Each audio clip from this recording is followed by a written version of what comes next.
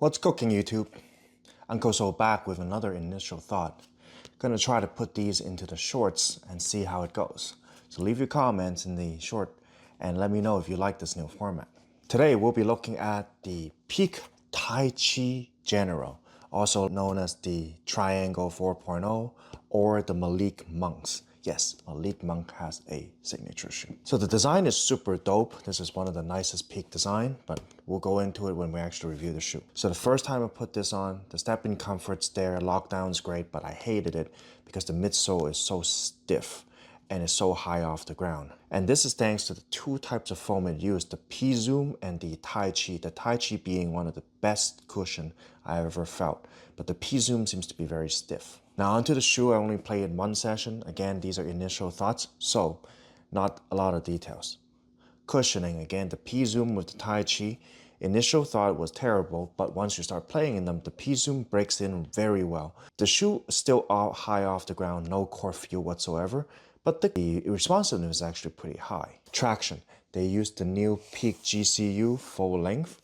Traction is actually really good on dust, and it doesn't attract dust that much. The only problem with it, I've only played in one session, and the high traffic area is already fraying. So durability, definitely a concern. Lockdown and stability, the lockdown, like I said, amazing. It's a super low top shoe, but the heel grabs you, the heel counter is great. Stability, Peak has always been really good with the forefoot stability, even though it has no actual outrigger. The motion engineering on this shoe is amazing that you can control your steps, so no rollover risk whatsoever. Finally, motion engineering. This is definitely one of the highlights.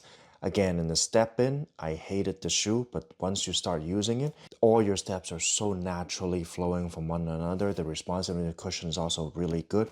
So overall, I think the motion engineering definitely the highlight of this shoe. There's definitely a break-in period. I don't think I've fully broken them in after one session. I think the foam still could go a little more responsive. Check back with me when the detail review is out. So the pad's also really good. There is a big carbon plate in the middle for stability.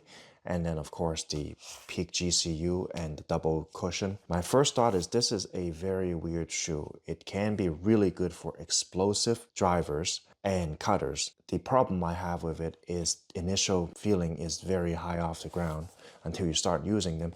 And the GCU seems to have a durability problem. We'll cover more of this in the detail review. Until next time, remember to stretch.